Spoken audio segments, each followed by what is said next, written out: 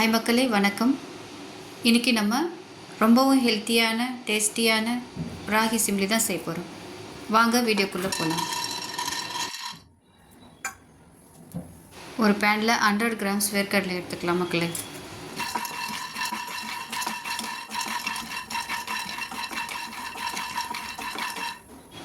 வேர்க்கடலை நல்லா ரோஸ்ட் ஆனப்புறம் தனியாக எடுத்து வச்சுக்கோங்க. ஒரு கிண்ணத்தில் 200 கிராம் ராகி மாவு எடுத்துக்கிட்டு அது கூட கொஞ்சம் உப்பு போட்டு நல்லா மிக்ஸ் பண்ணிக்கோங்க.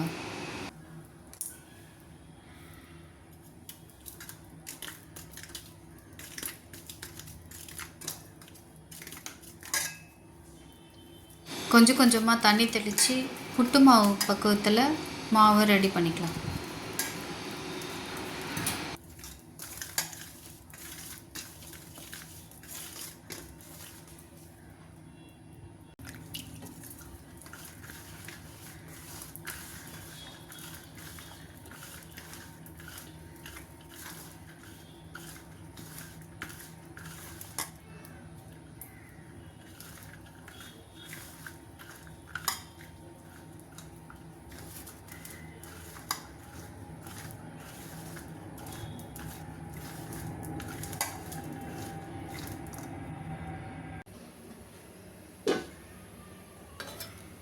இட்லி பாத்திரத்தில் தண்ணி நல்லா சூடானதும் இந்த மாவு ரெடி பண்ண இல்லைங்களா, அதை போட்டு நல்லா ஒரு 10 to 15 நிமிஷம் வேக வச்சுக்கலாம்.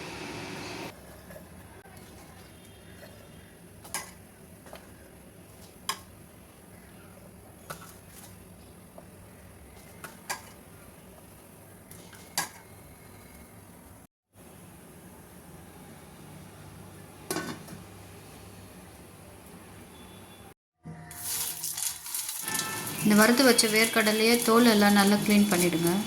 அது பண்ணி முடிச்சுட்டு மிக்சியில் போட்டுட்டு அது கூட ஒரு ஏலக்காய் போட்டு நல்லா கொரகொரப்பாக அரைச்சி எடுத்துக்கலாம்.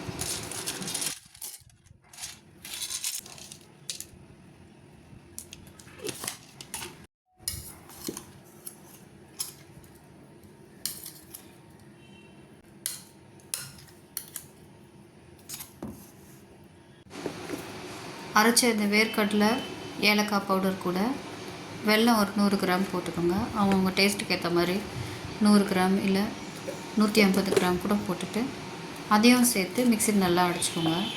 அடித்து முடிச்சுட்டு இந்த வெந்த கேழ்வரகு மாவை எடுத்து கிண்ணத்தில் போட்டுக்கிட்டு அதை நல்லா கட்டி இல்லாமல் நல்லா உடச்சிக்கலாம்.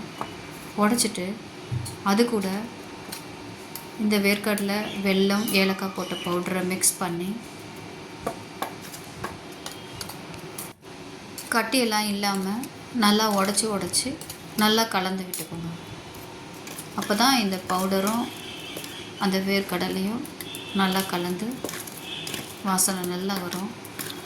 அது கூட நீங்கள் இஷ்டப்பட்டால் கொஞ்சம் நெய் போட்டுக்கலாம். ஒரு ஸ்பூன் நெய் போட்டு இந்த பவுடரு கேழ்வரகு மாவு எல்லாத்தையும் நல்லா கலந்துட்டு சின்ன சின்ன உருண்டைங்களாக பிடிச்சி நம்ம சாப்பிட்லாம். சின்ன வயசில் எங்கள் அம்மா நிறைய ஸ்வீட் செஞ்சு கொடுப்பாங்க. ஈவினிங்கில் ஸ்நாக்ஸ் எல்லாம் செஞ்சு கொடுப்பாங்க. அதில் ஒன்று தான் இந்த ராகி உருண்டை. உங்களுக்கு பிடிச்சிருந்தா நீங்களும் உங்கள் பசங்களுக்கு செஞ்சு கொடுங்க. ஹாப்பியாக இருங்க. தேங்க்யூ மக்களே.